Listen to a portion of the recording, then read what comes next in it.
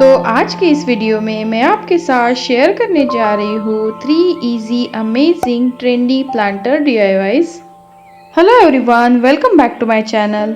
So before starting the video मैं आपसे एक रिक्वेस्ट करना चाहूँगी कि अगर आपने मेरे चैनल को अभी तक सब्सक्राइब नहीं किया है तो प्लीज़ इसे फटाफट से सब्सक्राइब कर दीजिए and also hit the bell icon for the further notifications. So let's begin the video.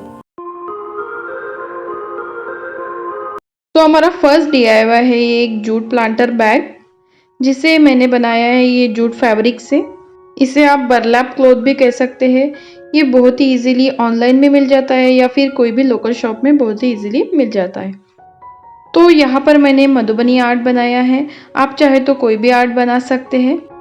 Nowadays इस टाइप के प्लांटर बहुत ट्रेंडिंग में है, आप चाहे तो इसके ऊपर कोई भी पैटर्न्स बना सकते हैं। तो उसके लिए मैंने सबसे पहले स्केल, पेंसिल एंड एक मार्कर ले लिया है एंड इसके ऊपर कुछ पैटर्न्स बना लिए हैं। ऐसा कुछ कंपलसरी नहीं है कि आप सेम इसी तरह से स्केल या मार्कर या पेंसिल लेकर पैटर्न बनाएं, आप फ्री हैंडेड भी इसके ऊपर डिजाइन्स बना सकते हैं। इस टाइप के पैटर्न्स आपको गूगल में बहुत ही इजीली देखने को मिल जाएंगे। इसमें से मैंने कुछ मिक्स एंड मैच करते हुए पैटर्न्स बना लिए हैं। तो कुछ इस तरह से हमने पूरे फैब्रिक के ऊपर डिजाइन बना ली है। तो यहाँ पर मैंने फैब्रिक का साइज मेंशन नहीं किया है, आपको जितना भी बड़ा या छोटा प्लांटर चाहिए उसके अकॉर्डिंग आप अपने फैब्रिक की हाइट एंड विड्थ एडजस्ट करके ले सकते हैं।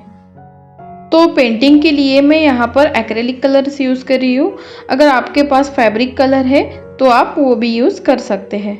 यहाँ पर आप कोई भी कलर कॉम्बिनेशन यूज़ कर सकते हैं, आपका जो दिल चाहे आप रेड, ब्लू, ऑरेंज या फिर कोई भी कलर कॉम्बिनेशन करके इसे सुंदर बना सकते हैं।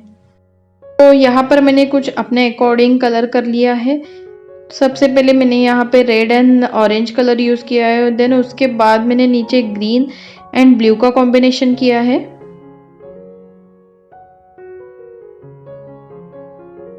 जब यहाँ पर हमारा कलरिंग पार्ट अच्छे से कंप्लीट हो जाएगा, इसे हम थोड़ी देर के लिए सूखने देंगे। देन उसके बाद मैं कुछ इस तरह से ब्लैक एक्रेलिक कलर लेकर आउटलाइन बना दूंगी। यहाँ पे हमें सभी पैटर्न्स में कुछ इस तरह से बॉर्डर बनानी है, जिससे कि यहाँ पे एक फिनिशिंग टच मिल जाएगा। यहाँ पर आप जितने भी डिटेलिंग करेंगे उसकी खूबसूरती और भी बढ़ने ही वाली है। सो यहाँ पर मैंने कुछ इस तरह से पैटर्न्स फिल कर दिए हैं।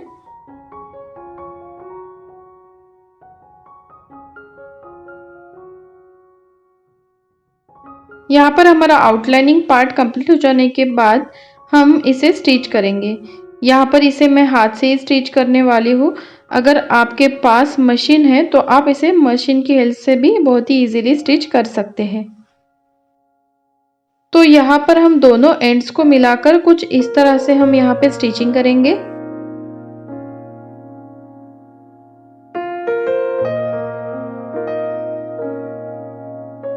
तो हमारा यहाँ पर फैब्रिक स्टिच हो जाने के बाद हमें कुछ इस तरह से सर्कल मिल जाएगा। देन उसके बाद हमें जितना भी बेस चाहिए उसके अकॉर्डिंग मैंने एक सर्कल बरलैप क्लॉथ कट कर लिया है, उसे भी हम नीचे से कुछ इस तरह से स्टिच कर देंगे।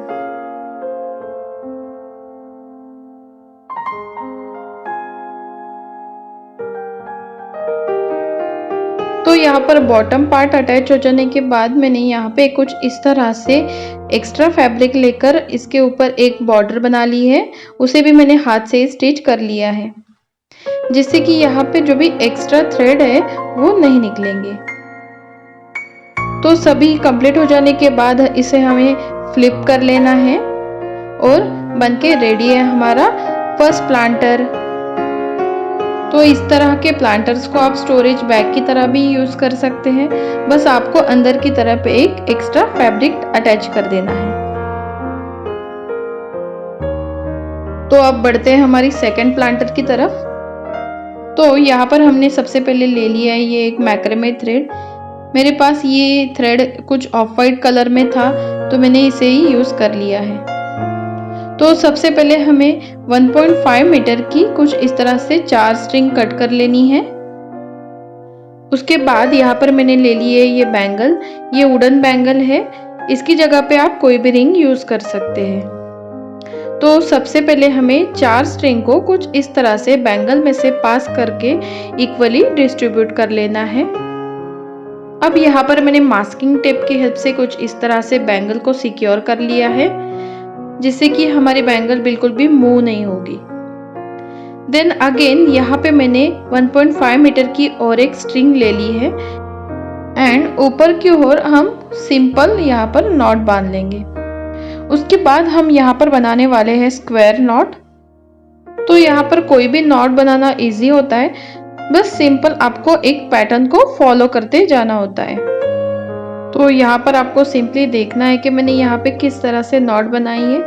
ये नॉट बिल्कुल भी इजी होती है, सिर्फ ये दिखती कॉम्प्लिकेटेड है, बट ये जब हम बनाने बैठते हैं तो हमें सिंपली एक पैटर्न को सिर्फ फॉलो करना होता है।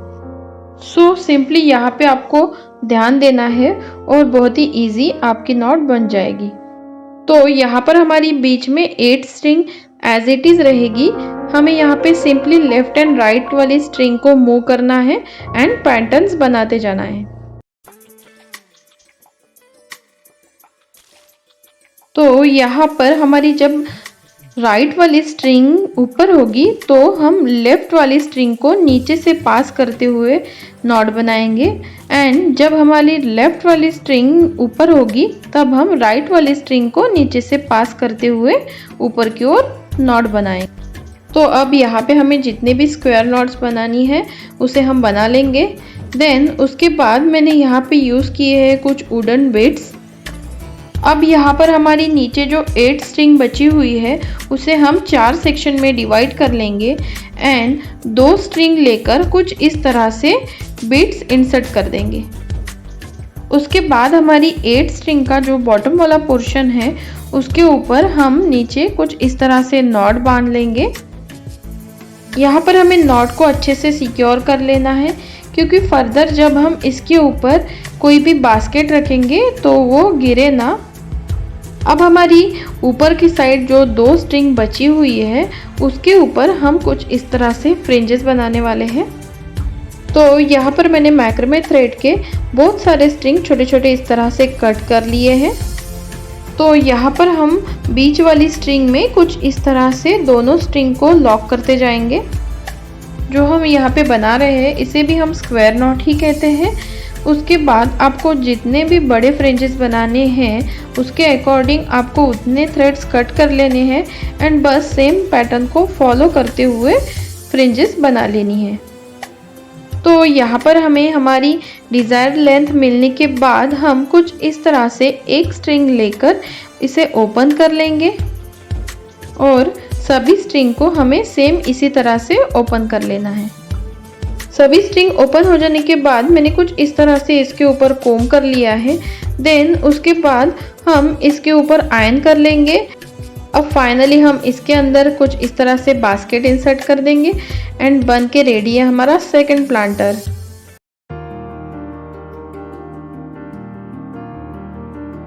तो अब बढ़ते हैं हमारी थर्ड एंड लास्ट प्लांटर की तरफ। तो उसके लिए यहाँ पे मैंने ले लिए ये व्हीट फ्लावर स्टेनर। जैसे कि आप यहाँ पे देख सकते हैं कि ये पूरी तरह से टूट चुकी है और इसकी नेट भी ब्रेक हो चुकी है। तो इसे यूज़ करने के लिए सबसे पहले मैंने उसके ऊपर की जो ये नेट है उसे रिमूव कर लिया है। तो यहाँ पर मैंने ये फैब्रिक लेस ले ली है, उसी के साथ यहाँ पे मैं कुछ टैसल्स भी यूज़ कर रही हूँ। तो यहाँ पर सिंपली नीचे की साइड में कुछ इस तरह से टैसल्स को अटैच कर दूंगी और यहाँ पर अंदर की तरफ हमें कुछ इस तरह से नॉट बांधकर इसे सिक्योर कर लेना है। अब यहाँ पर बेसिकली हमें लेस को कुछ इस तरह से स्टिक करते जाना है, जिससे कि एक यहाँ पे एक सेमी सर्कल बन जाएगा। तो यहाँ पर हम लेस की एंड को कुछ इस तरह से ग्लू गन की हेल्प से सिक्योर कर लेंगे एंड इसे टाइटली होल्ड करते हुए हम सेकेंड एंड को ग्लू गन की हेल्प से स्टिक करेंगे। जब यहाँ पर हमारी फर्स्ट लेयर कंप्लीट हो जाएगी हम सेम इसी तरह से सेकेंड लेयर को भी अटैच करेंगे।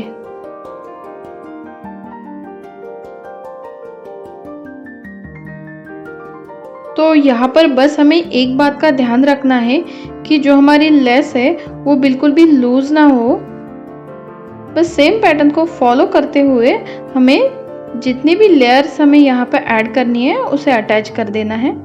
एंड जो एक्स्ट्रा जो लेस लास्ट में बचेगी उसे हम कट कर लेंगे। उसके बाद जो भी एंड्स है उसे हम अच्छे से टाइटली सिक्योर कर लेंगे।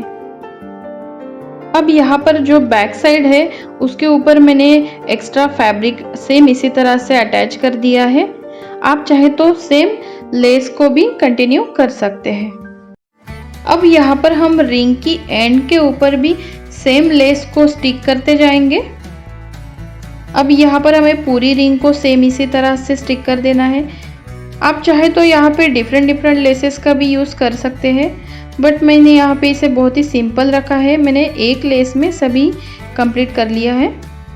एंड लास्ट में इसे हैंग करने के लिए ऊपर की ओर हम एक स्ट्रिंग अटैच कर देंगे। तो बस इसी के साथ में हमारा थर्ड प्लांटर भी बिल्कुल रेडी है। इसके अंदर आप कोई भी रियल प्लांट या फिर फेक प्लांट का भी यूज़ कर सकते हैं। तो बस आज के लिए इतना ही। आपको ये तीनों प्लांटर्स आइडिया कैसे लगे मुझे कमेंट सेक्शन में ज़रूर बताइएगा। और भी आगे सेम इसी तरह के वीडियोस देखने के लिए please like, share and subscribe to my channel. तो मिलते हैं next week. Till then take care, bye bye.